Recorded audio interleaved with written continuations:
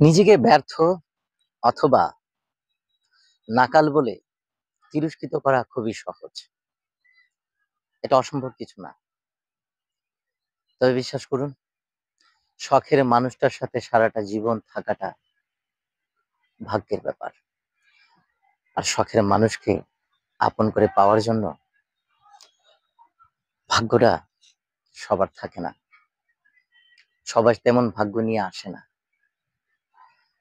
কাজেই নিজেকে তিরস্কৃত না করে, ভাগ্যকে দোষারোপ না করে মেনে নিন। জীবনটা যেমনই আছে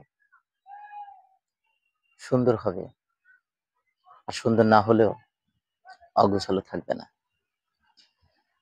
কারণ কারো জন্যই জীবন থেমে থাকে না।